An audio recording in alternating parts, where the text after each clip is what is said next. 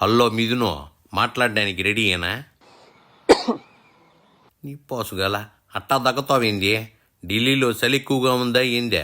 సర్లే, ఏం చెప్పడానికి వచ్చావో చెప్పు. ప్రూవ్ చేయమని చెప్పి నేను అడుగుతా ఉన్నాను. నేను ఎన్నిసార్లు మాట్లాడినా కూడా ఇప్పుడు వరకు కూడా ఎక్కడ మీ అధికారం ఉంది, మీ డిపార్ట్మెంట్ ఉంది, మీరు ప్రూవ్ చేయండి, మీ ఆరోపణలు ప్రూవ్ చేయండి, లేకపోతే క్షమాపణ చెప్పమని చెప్పి కూడా నేను కోరుతా ఉన్నాను. మీ మీద ఆరోపణల్ని ప్రూవ్ చేయమంటావేంది? మీకు సపోర్టుగా టీడీపీ వాళ్ళు ఉన్నంత వరకు ఏ ఆరోపణ ప్రూవ్ కాదుగా.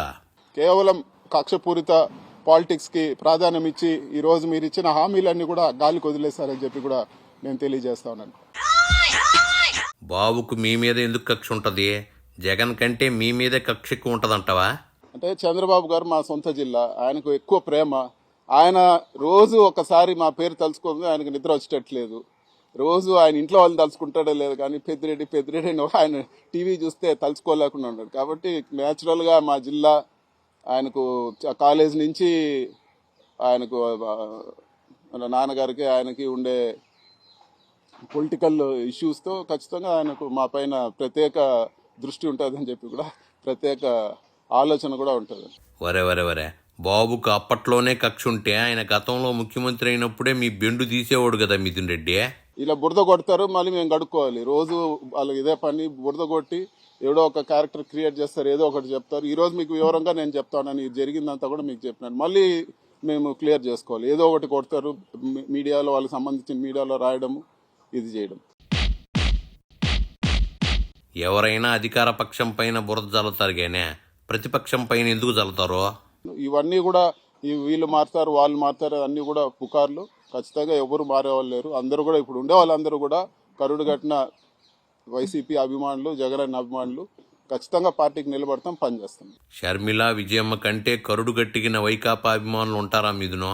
వాళ్లే మీ జగన్ని తట్టుకోలేక పార్టీ మారిపోయేళ్ళ. 2000లో నేను అప్పుడే కాలేజ్ నుంచి పాస్అవుట్ అయినా. సో 2000లో ప్లాన్ చేసి 2025కు 3 కోట్లు వీళ్ళు వచ్చే ల్యాండ్కి రికార్డులు మార్చి ఎవరన్నా చేస్తారా? చెప్పండి మీరు ఏదన్నా ఉంటే.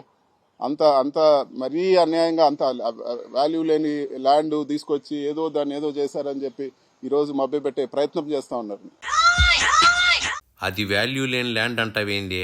ఆ ల్యాండ్కి వాల్యూ లేకపోతే గవర్నమెంట్ నిధులతో రోడ్లు ఎందుకు వేసారు, గెస్ట్ హౌస్లు ఎందుకు కట్టుకున్నారో? 1981లో director of land settlements, IAS officer ఉంటారు.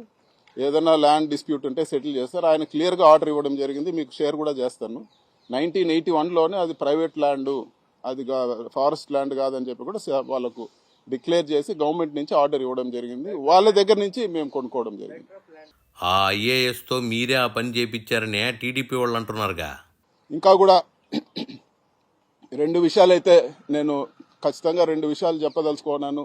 ఒకటి, మీరు ఎన్ని ఇబ్బందులు పెట్టినా, మీరు ఎన్ని కేసులు పెట్టినా, మీరు ఎన్ని తప్పుడు ప్రచారాలు చేసినా మేము ఎదుర్కొనేదానికి సిద్ధంగా ఉన్నాము. భయపడే ప్రసక్తే లేదు, ఖచ్చితంగా భయపడే ప్రసక్తే లేదు. మీరు ఎన్ని ఇబ్బందులు పెడితే అంత రెట్టింపు ధైర్యంతో ఖచ్చితంగా ఫైట్ బ్యాక్ చేస్తాము. మీరు ఫైట్ చేసేంత సీన్ ఎక్కడుంది? మిమ్మల్ని కాపాడమని ఎవరి కాళ్ళలో మీరు ముందే పట్టుకొని ఉంటారుగా. రెండో విషయము, ఇవన్నీ కూడా ఈరోజు మీ టైం జరుగుతూ ఉంది. సింపుల్గా ఒకటే చెప్తాను, మీ ఊరు నుంచి మా ఊరికి ఎంత దూరమో మా ఊరు నుంచి మీ ఊరికి అంతే దూరము. ఏంది మీద నువ్వు మీ ఊరు నుంచి మా ఊరు అంతే దూరం అంటున్నావు? మీ వాళ్ళు జేసీ కొల్లులపై కేసులు పెట్టినప్పుడు నీకు ఈ నీతి సూత్రం గుర్తుకు రాలేదా? ఖచ్చితంగా ఈరోజు అనవసరమైన కేసులు పెట్టి, అనవసరమైన ఇబ్బందులు పెట్టి, అనవసరమైనవి చేస్తే వాస్తవాలు లేకుండా రేపు మీ టైం కూడా వస్తుందని చెప్పి కూడా నేను ఖచ్చితంగా తెలియజేస్తా ఉన్నాను. రేపు వాళ్ళ టైం వస్తుందని అంటావేంది? మీ జగన్ ఇంకా అధికారంలోకి రావడానికి ఫిక్స్ అయిపోయారా ఏంది? ఉంటే ఈరోజు సాక్ష్యాధారాలతో చెప్పండి. కేవలం ఈ బురద కొట్టే కార్యక్రమాలు చేయొద్దని చెప్పి కూడా నేను తెలియజేస్తా ఉన్నాను. వాళ్ళు సాక్ష్యాధారాలతో చెప్తే నువ్వేందే సాక్ష్యాధారాలతో చెప్పమంటావా? మీకు సంబంధించిన పేపర్లో పెద్ద పెద్ద పతాక శీర్షికలు రాస్తారు. ఆ ల్యాండ్ వాల్యూ అంతా కూడా గవర్నమెంట్ నిర్దేశించిన వాల్యూ 3 కోట్ల లోపల ఉంటే మీరు రాసిన ఆ 2 పేజీలు విలువే యాడ్ వేసినా కూడా 3 కోట్లు వచ్చేది. కొంపదీసి పత్రికలకు లాభం ఉంటేనే వార్తలు రాయమంటావా ఏంది మిథునో?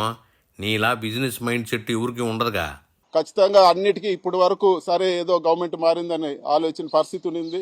ప్రతి దానికి కూడా చేసేదానికి, ప్రతి దానికి కూడా ఖచ్చితంగా ఫైట్ బ్యాక్ చేస్తాను. ఈనాడు గ్రూప్ కూడా నేను చెప్తా ఉన్నాను, అనవసరంగా మీరు ఇంత ఘోరమైన దుష్ప్రచారం చేశారు. మీ విషయాలు మీరు రాష్ట్రం అంతా దుష్ప్రచారం చేశారు, కానీ నేను మీ విషయాలన్నీ కూడా నిజాలు పార్లమెంట్లో మాట్లాడతానని చెప్పి కూడా నేను తెలియజేస్తా ఉన్నాను. ఖచ్చితంగా ఫైనాన్స్ కమిటీ మెంబర్గా ఫైనాన్స్ మినిస్టరు రేపు బడ్జెట్ డిబేట్లో కూడా మీ విషయాలన్నీ కూడా లేవనెత్తాను. ప్రధానమంత్రికి కూడా రిప్రజెంట్ చేస్తాము. ఓహో, నీ జోలికి వస్తే వాళ్ళ జోలికి వెళ్తావన్నమాట. నీకు ఈనాడు అవినీతి తెలిస్తే ముందే పార్లమెంట్లో ఎందుకు చెప్పలేదు? నీ బెదిరింపులకు వాళ్ళు జడుచుకోరలే గానే. ఇంక నువ్వు బయలుదేరు మీదును.